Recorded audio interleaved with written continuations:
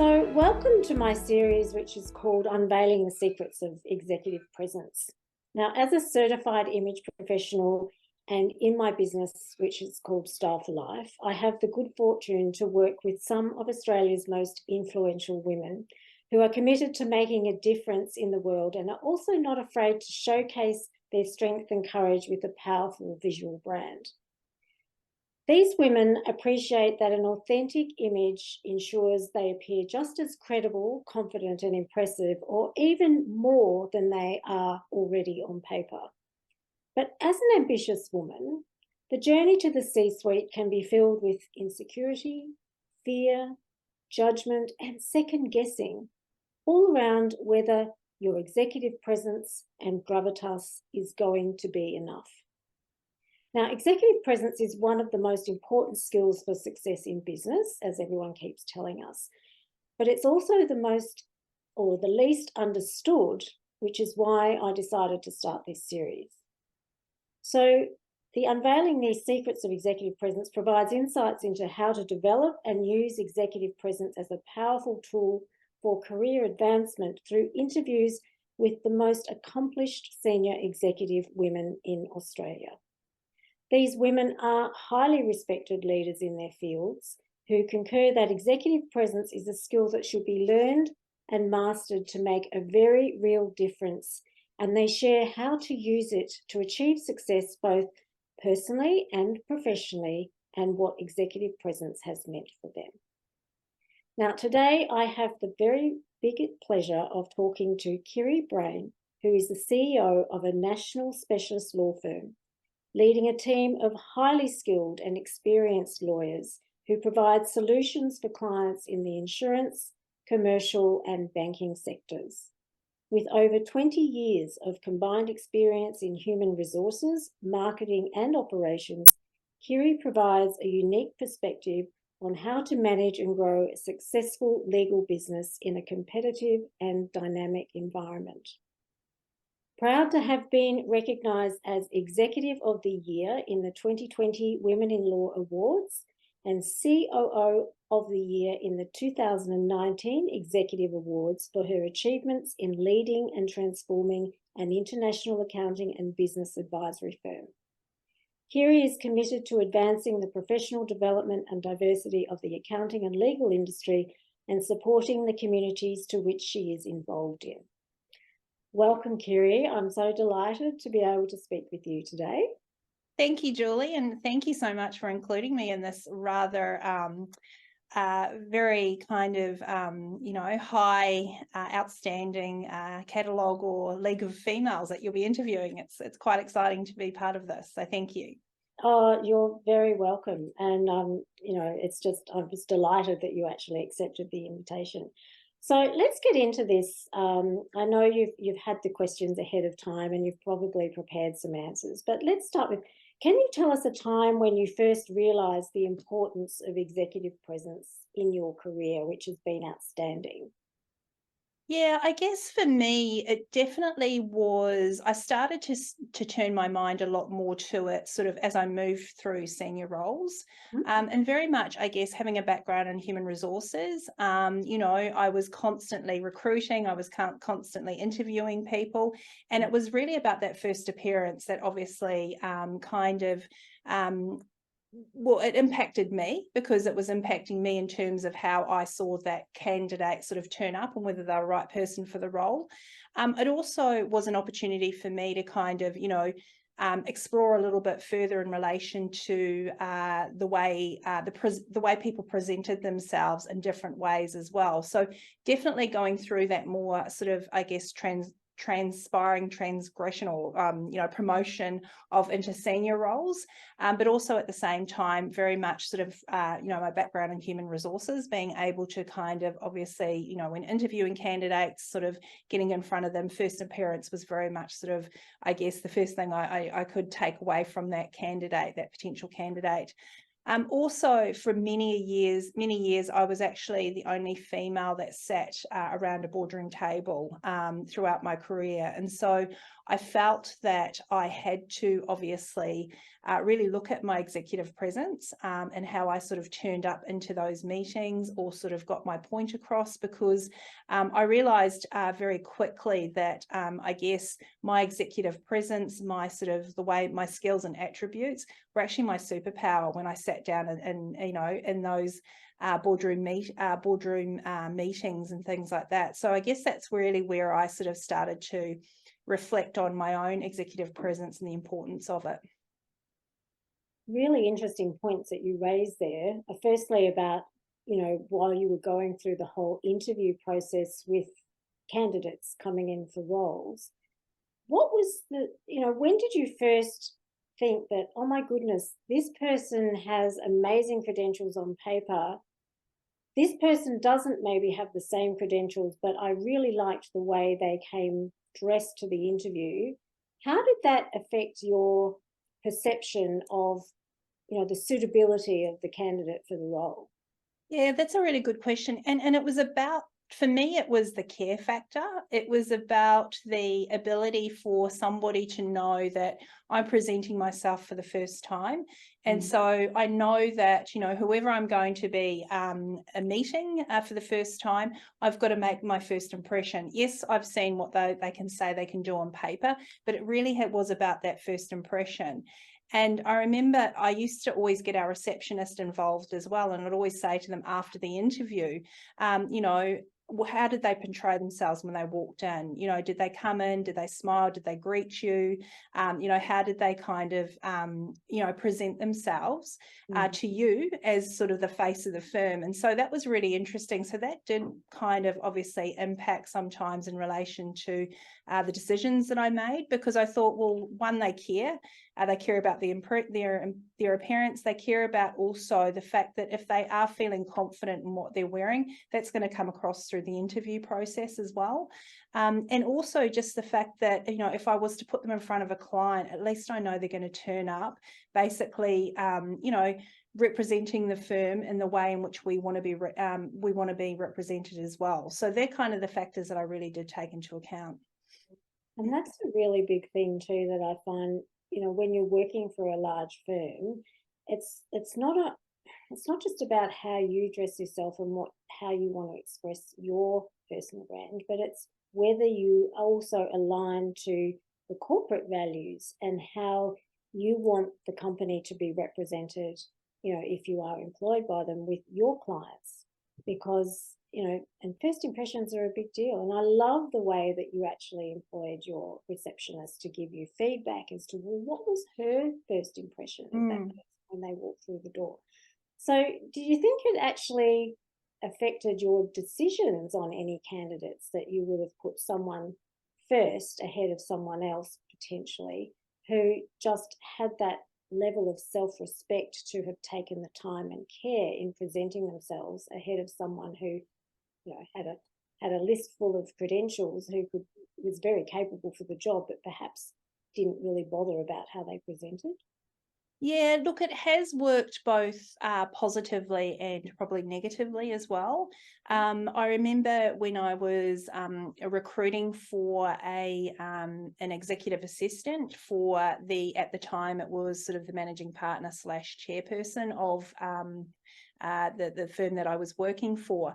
And, you know, because the person, the managing partner, they were very much very client facing, you know, they were very much about kind of, you know, using their executive assistants to be that first point of contact and really being able to sort of be that face before they kind of obviously spoke to the managing partner or whoever it was. So, you know, for me, that was probably a decision that I went towards more of somebody that could really present themselves, that could hold themselves, that had that confidence, because they were dealing with, you know, as I said, if a client was to come in or somebody from another national firm or whatever it was, they would be that first person, or first port of call that they would actually meet before they kind of obviously spoke to the managing partner.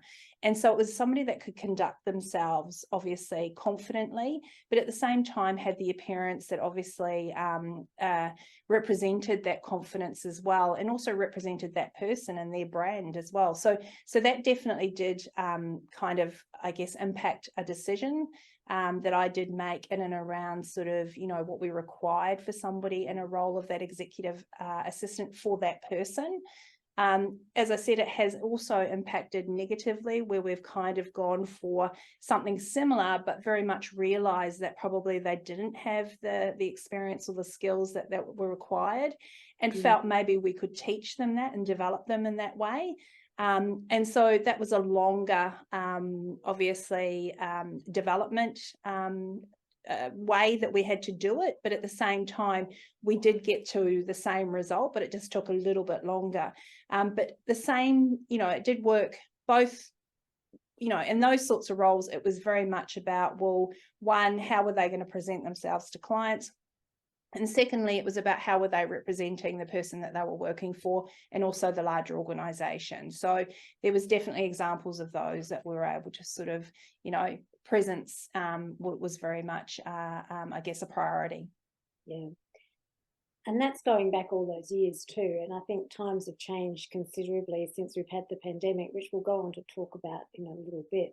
But it was also interesting, your comments you were making about your experience working in a male-dominated area, and particularly walking into a boardroom where you were the only female in the boardroom. Talk to me more about that and how it became your superpower. What sort of strategies did you use to be able to amplify your own presence in that situation? It leads perfectly into the next question, actually. Well, I definitely didn't go into any of those board meetings wearing black or grey. So I realised very quickly that that could be something that I could probably differentiate myself, that I didn't blend in, that I kind of, you know, when I walked into the room, it was very much, yes, I'm here. And the way that I, you know, probably the colours that I wore, and obviously, you know, the clothing that I wore very much reflected, I guess, how I felt, and also the confidence. It gave me the confidence to kind of walk into those meetings, because at the same time, you know, I was working with, you know, a lot of senior males that basically had a lot of, I guess, similar experience, and they were all kind of qualified in the same obviously industry or you know, same skills. And whereas I was coming in with something completely different, with HR, marketing, with operations. And so for me, I realized very quickly is that I could, you know, own my space, and that didn't mean I had to conform to this, to what they were doing and what their space was. And so I really, really enjoyed that. And it was a way that I could kind of, you know, play a little bit with, you know, going into those meetings, because sometimes, you know, some of them would say, oh, wow, you're wearing this today, that looks great, you know. And so that would be, you know, and I was always known as, you know, you've always got great shoes, Kiri, you know, and that all kind of, the first thing they'd may do is look at my shoes first. But that was just a light way for them to kind of, you know, we had a bit of banter, but then they knew I'm here, you know, I do have a difference, I do have a different skill, and you know, attributes that I can offer to this table. And some of that came back to obviously how I came into that room and presented myself. Yeah. So what was the strategy? What was the thought process you went through in terms of deciding what your unique style and appearance was going to look like going into that? Did you have a particular brand that you like to wear? Did you have someone else that you looked at to say, I really like the way they present? How did you formulate that concept for yourself? Yeah, it was a little bit of trial and error, I think. And as you're going through kind of your career, you realize sort of, you know, you're still evolving your style, I think, very much so. I mean, I think about the style that I have now and the brands that I wear now. And I you know, with my workwear or my corporate wear is completely different to what it was probably when I was in the process of being promoted through my career. So it was very much about kind of, I guess, what did I what was my point, or what did I need to do that day? And how did I want to feel? So I would always align my kind of dress in relation to, I guess, how I wanted to feel that day. So if I knew I was going into quite a heavy board meeting that I may have to make a difference or really kind of get my point across, then I would wear something that would completely give me confidence. And that could be something as, simple as sort of, a suit or a really strong blazer. Or it could be just, I wouldn't kind of walk in wearing a flowery dress or something that kind of had a bit more flow to it, because that to me was not kind of giving me the structured thinking that I needed. So I'd probably wear a lot more structure when I was going into those types of meetings. Whereas, if I was going into something that was a little bit more lighter, maybe it was with staff or something like that, I'd probably wear something that would have a little bit more flow and a little bit more fun to it. And it's interesting you raise all those points, because the impact of the style of clothes you wear, the colors that you choose to wear, how you coordinate all of that can have profound impacts on not just you, but on other people as well.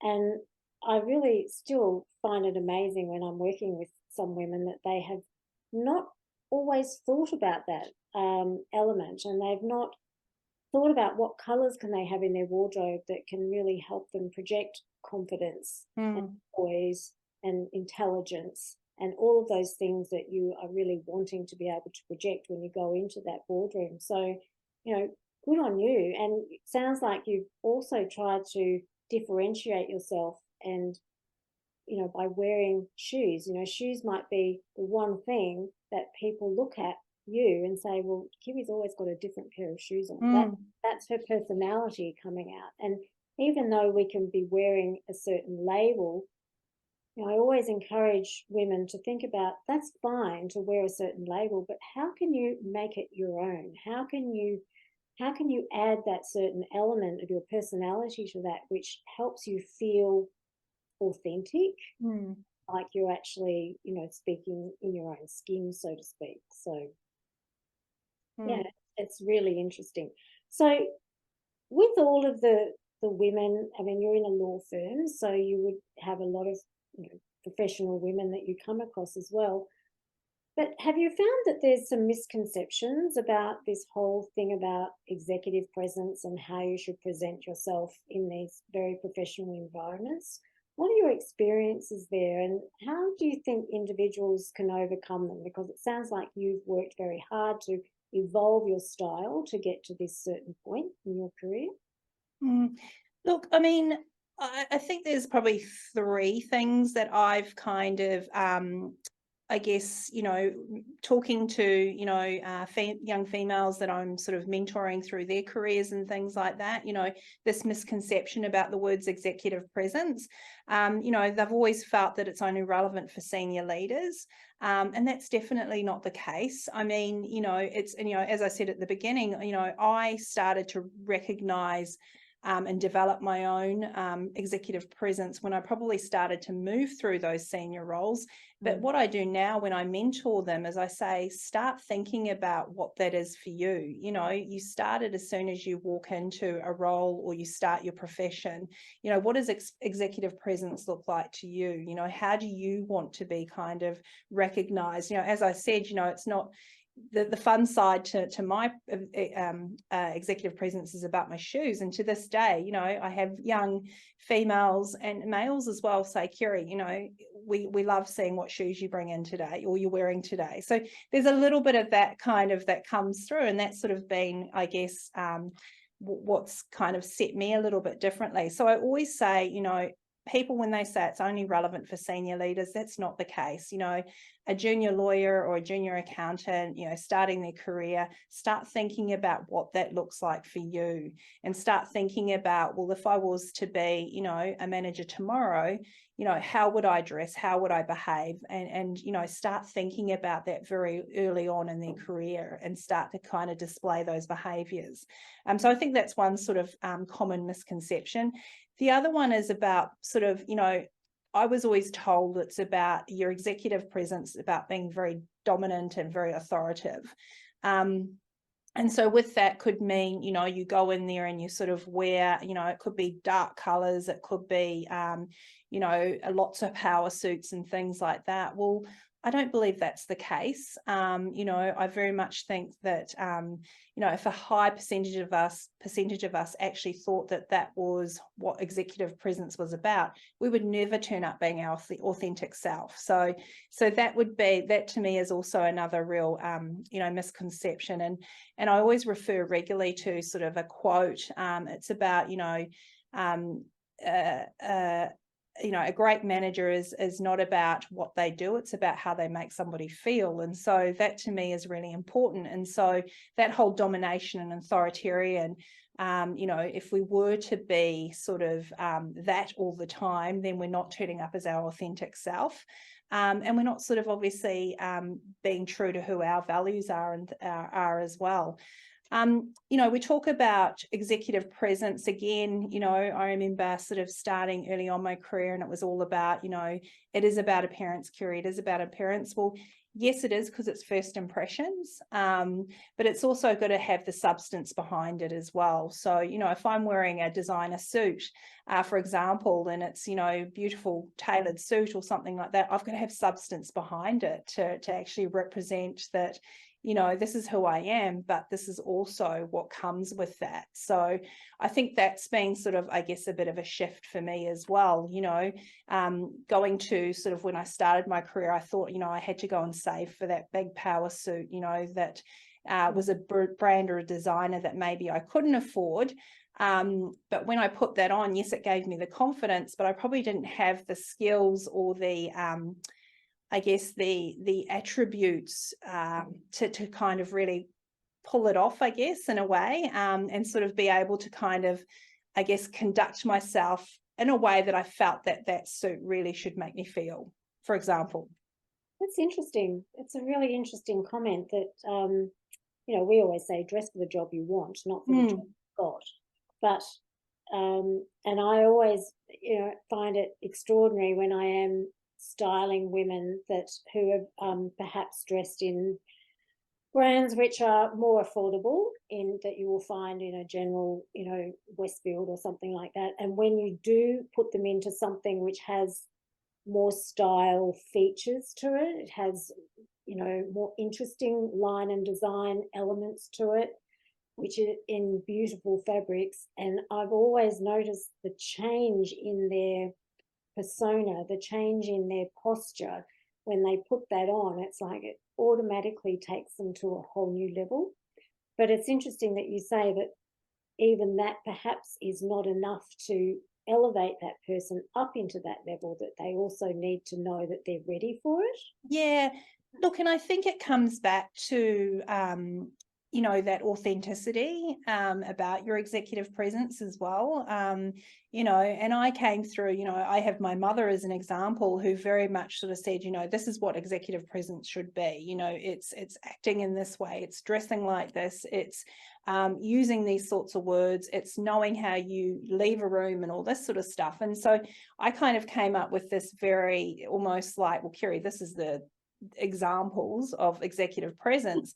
And sometimes I'd be like, wow, okay, well, I'm quite not there yet. So it was always about kind of obviously always having that in the back of my mind, but at the same time, you know, starting to shape obviously my personality and my values into kind of, I guess, how I wanted to present myself.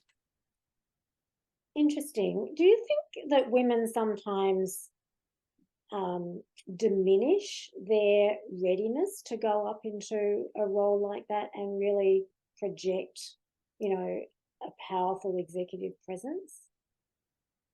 Look, I do. I think, you know, there's been a lot of kind of, you know, thoughts and wording and content that's come out about obviously how we do that. You know, they always talk about a male who's 60% ready for a job versus a female, you know, where a female might be 80%, but she doesn't put herself forward, sort of thing. So there's definitely that. I mean, I can only kind of reflect on my experience and You know, for me, when I looked at sort of moving from a COO to a CEO, you know, I'd been thinking about it for a very long time. And for me, it was really about, well, you know, if I don't do it now, I'm never going to do it. And so whilst I may not have all the skills or, you know, tick all the boxes that maybe a CEO should have, you know what, I'm going to give it a bloody good try, and I'm going to kind of learn on the way. And so that's sort of always been my kind of, I guess I've very much shifted, you know, probably, you know, many years before that, I probably wouldn't have had that same thinking. It would have been, I'm not quite ready. I'm not quite ready. I'm not ready because of this, and this. Whereas for me, there was very much a tipping point of, well, actually, I am ready. And that took a lot of, you know, surrounding myself with great people, you know, really talking to people, sort of learning from people. And, you know, somebody said to me, you know, Kiri, but you're there. Presentation wise, you're absolutely there. So, you know, why are you not thinking that you've got it behind you? And so I had to really look at that and reflect on that as well. So what did you do to prepare yourself for that step forward in terms of how, you know, visually you presented yourself, or had you already prepared yourself at that point? Yeah, I mean, as I said, I mean, I do mentor a lot of young females coming through, and always talk about, you know, dress for your next job and sort of start thinking about your next role and things like that. And so I couldn't sit here and preach that and not do it myself. And so that's where I started to obviously lift, you know, my presence, and really be comfortable with, you know, I'm going to be known for, you know, the senior leader who wears great shoes. You know, that's okay. You know, and I'm cool with that. That's something that's, you know, it differentiates me. I'm not going to be the leader that's going to continue to wear, you know, I'm not going to wear constantly black suits or grey suits or anything like that. I will bring a flair to, you know, my daily work life and my corporate wear.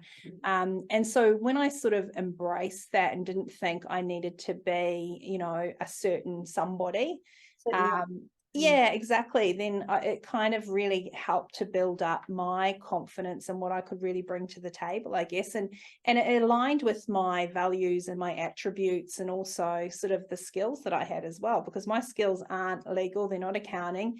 My skills are HR, marketing, and operations. So, and I had to stay true to that, I guess. Yeah. So did you get some help with that? I'm curious to know now. Did you get some help in curating that specific look and point of difference that you wanted to project? Yes, I did. I mean, one thing I actually did, Julie, is I actually put myself into a 6-month styling course with the Australian Style, with another institute, and basically learnt myself. So I wanted to do it from my own perspective, obviously start to understand my brand, my look and feel. So I kind of really took myself through that development process to kind of come out and sort of say, okay, well, this is what, you know, this is what my brand is. This is the clothing or the appearance that aligns with who I am. So that's sort of, I guess, I took myself on the journey myself, as opposed to bringing somebody else in. Well, good on you and congratulations, because it's the one thing that a lot of women feel that perhaps is not that relevant, and that it's not important, and that what they bring to the table in terms of their credentials and experience should be enough.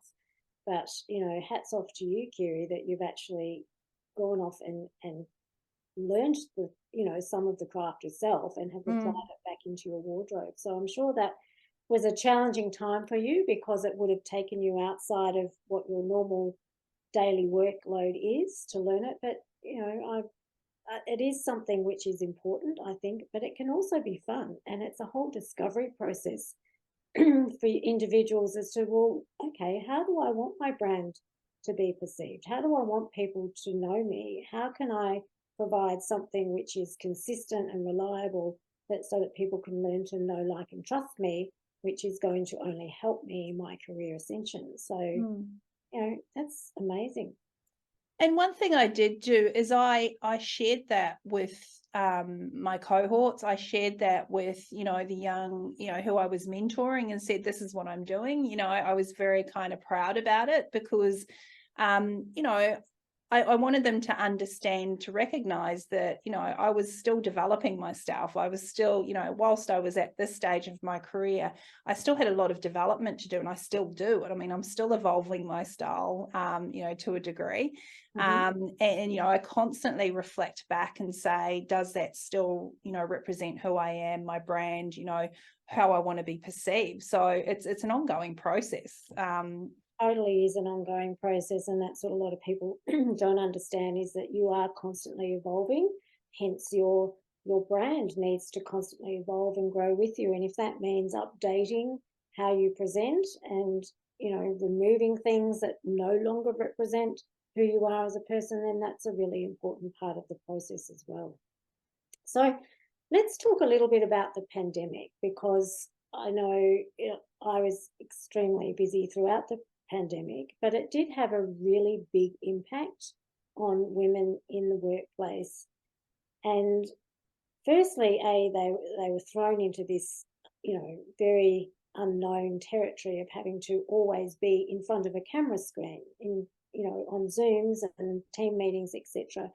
But they were also might have had children at home studying, and they had lots of different things that they had to be doing. So appearance became one of those things which was incredibly challenging to a lot of women, and they didn't know how to set up their Zoom situation, how to create an office space within a home environment.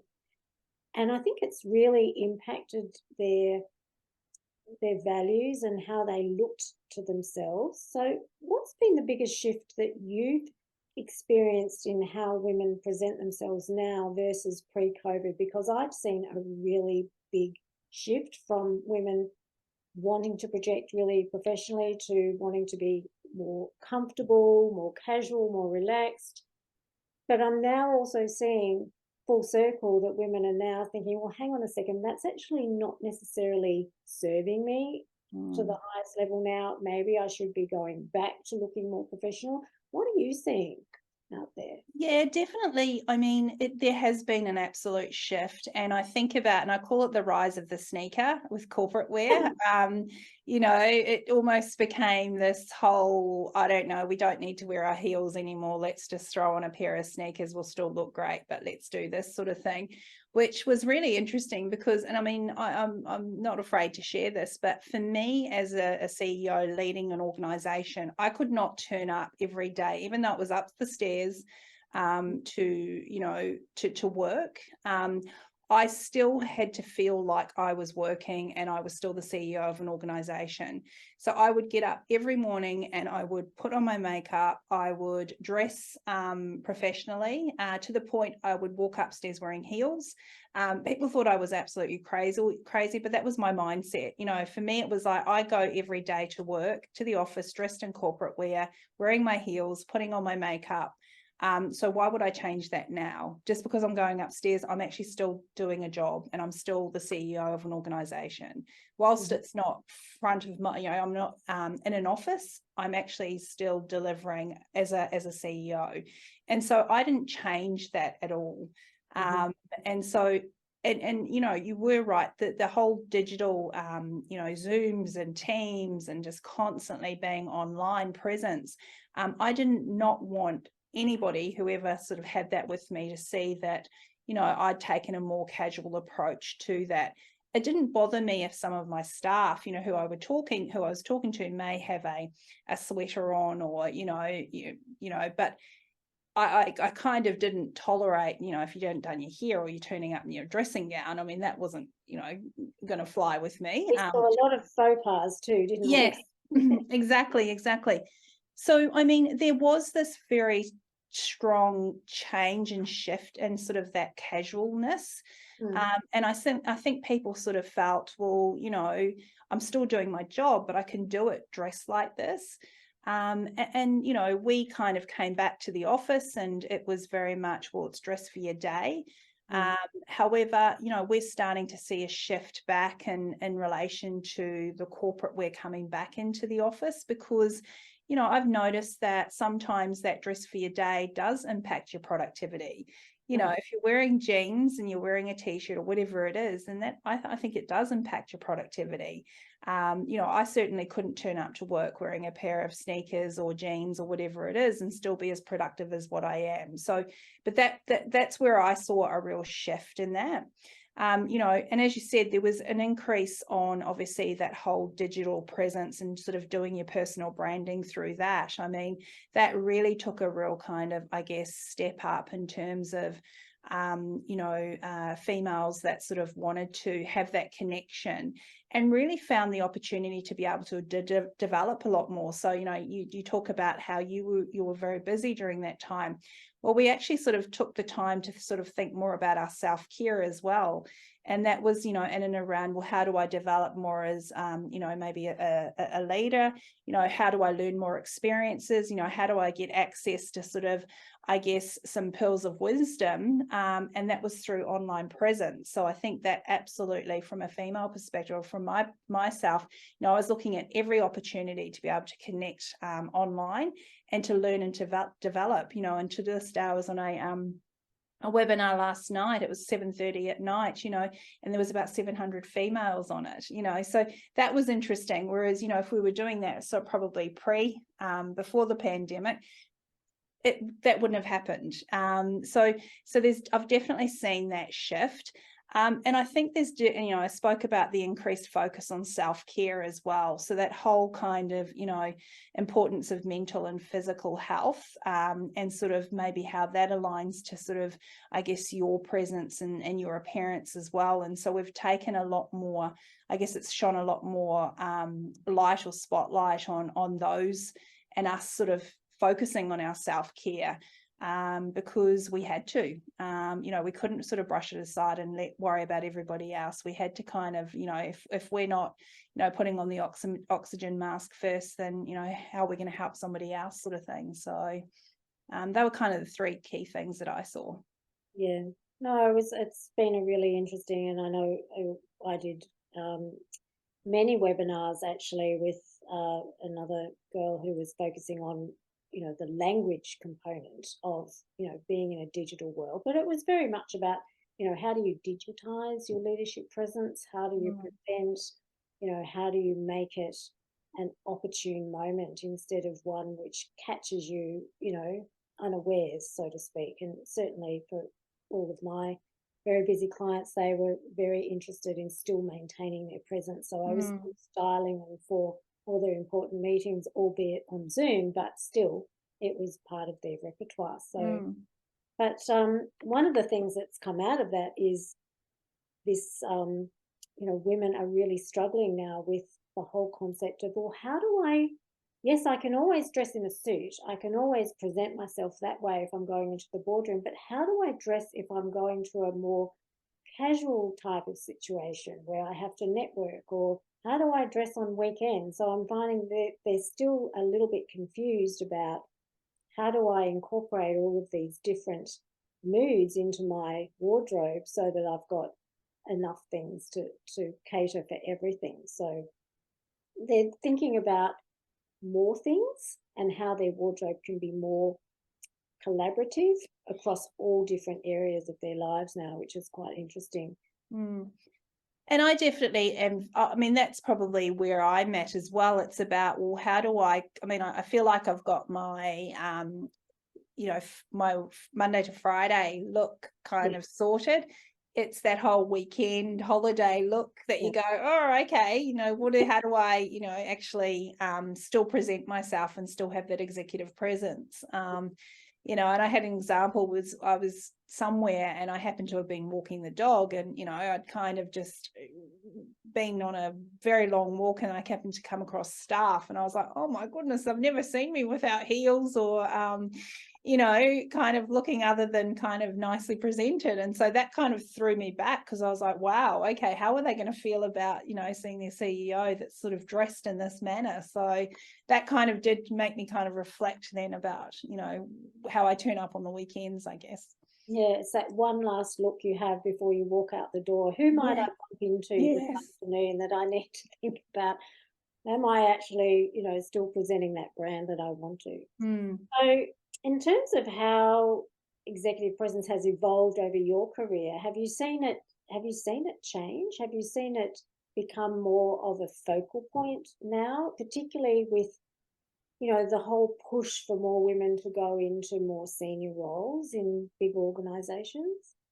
Absolutely. I mean, you know, it definitely has shifted, and I think there's a lot more focus on it as well. And not so much focus, maybe we've become more aware of the impact it has, because it's not just about how I feel, it's about, you know, those coming after us. It's about how am I representing, you know, the success of those that are coming through, and being promoted through senior leaders. You know, I've been very lucky to mentor a number of great young professionals that have come through their careers, and to see, you know, and I was having lunch with them a couple of weeks ago, and just to see the way that they turned up to that lunch, it was like, well, we're having lunch with Kiri. We know we've got to kind of, you know, bring our A game, so to speak.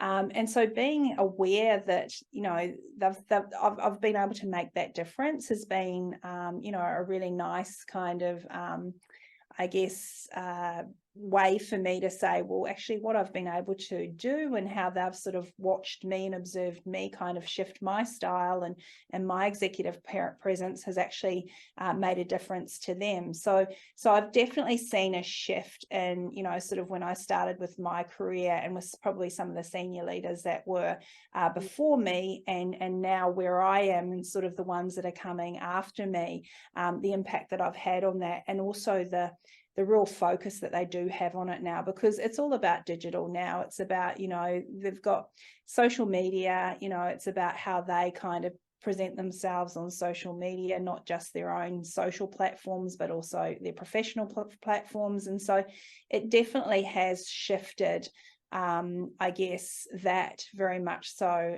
you know, since when I started my career to where I am today. Yeah.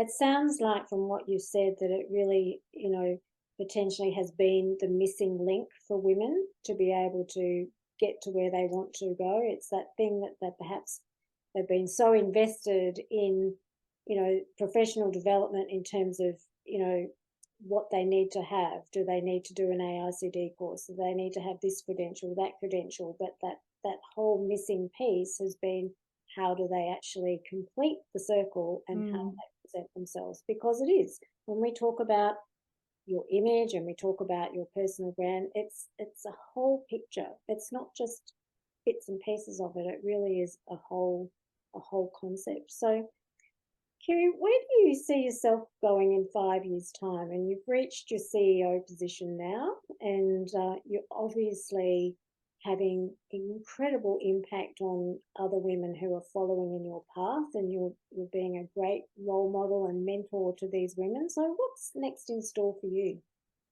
Look, I think it's more, I mean, I don't want to stop doing what I'm doing. And you know, I've always sort of, when I got to kind of coming through my career, it was always about, well, what can I give back? And, you know, I've been able to sort of really do that through, you know, sharing my experiences and my challenges and my war stories with those that kind of, you know, want to hear them. And so I will continue to do that.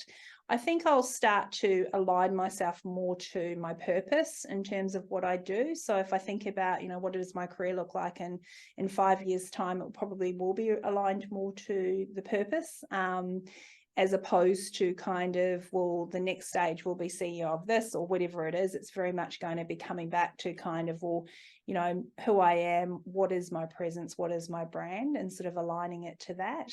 You know, and as I said, it's keeping to be able to mentor, you know, young females or those professionals that are coming through. You know, I didn't have that when I was coming through. You know, I looked at all those men sitting around a boardroom table. I looked at, you know, the dark suits, the grey suits. You know, I had a mother that, you know, sort of had a certain way that she thought executive presence was about. So, you know, to be able to kind of, you know, give that experiences back and sort of provide that support, I think is really important, and I want to keep doing that. Oh, that's amazing. that, and congratulations. You look incredible anyway, by the way. I love the way you're bringing a pale pink, into the fold. I think that's really nice that women think that they can add a feminine touch to how they present, but still look really professional and still be able to get their value across the table. So just as a last question, what would you do you have any recommendations for young women who are just sort of starting out on their career ascension and looking at you and saying, I really look at Kiri and think she's amazing. She always looks immaculate. She projects strength and courage and confidence. So what sort of things would you say to those younger girls just starting out? Look, I think it's don't underestimate your executive presence and what that looks like, and start thinking about it really early on in your career. I mean, I think that's the most important thing, is about, as soon as you said, as soon as you walk out that door, it's about, well, how am I going to be perceived or portrayed today? And we make decisions on first impressions. I mean, we're humans, we're impacted by that. We do that. So I think it's really important to, make sure that, whatever stage, and it's not too late, but it's also better if you start it earlier, because you start to then evolve, right? And you have the confidence to evolve that kind of executive presence and what your appearance is and how you want to turn up. So I think that's really, really, really important. And it's about not to make sure it aligns with your authentic self or your brand. So not being afraid to do that, I think, is really important. They may sit here, look at me and go, well, Kiri wears great shoes and, she never wears a black suit or whatever it is. It's what makes you feel comfortable, though. It's taken me a little while to kind of get to where I am, so it's really about, being comfortable with sort of, obviously, trying different things throughout your journey as well, which is really important, and looking to other people and observing what they do, or maybe how they turn up and present themselves, and also utilizing, there's so many, people like yourself, Julie, who you've now got access to. I remember when I was starting in my career, I remember my mum taking me to a lady that showed me all my colours, and that was it. And she was like, right, you've got to wear all these colours and that's it, sort of thing. And so that's evolved so much. And so it's being, don't be afraid to utilise those services that are available to you. A lot of my cohort do engage in a stylist, from times in their lives that may be, at the beginning of a season, or it may be just for certain events and things like that. So, don't be afraid to use that, because that helps you to kind of start to think a little bit differently. And also it helps you build your confidence as well. So I guess those were kind of the couple of things. If I was to talk back to my 20-year-old self when I'm starting my career, it would basically be those things. Yeah, well, that's great. And, that sort of pleases me to hear you say that, because I think that's one of the things also that I find frustrating sometimes in conversations with women, is that they do deny themselves the opportunity to reach out and get some professional help in an area that they're perhaps not overly confident in, or have not had experience in, or don't even know where to start. And, fortunately for you, you had a mother who had a very good idea as to what it all looked like, and you've invested in yourself to discover, well, what does my personal brand need to look like, and how am I going to align that to my values and feel authentic?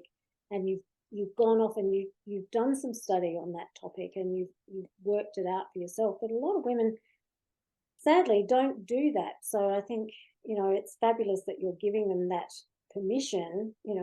Give yourself permission to be able to reach out and actually get that help, and help you get that extra finesse perhaps that you need to get to where you are. So look, thank you so much, Kiri. It's been really fabulous learning about all of this topic with you, and how it's impacted you, and how you see it positioned now, and how you see it moving forward into the future. Thank you. Thank you. Thank you very much for having me, Julie. No, you're very welcome.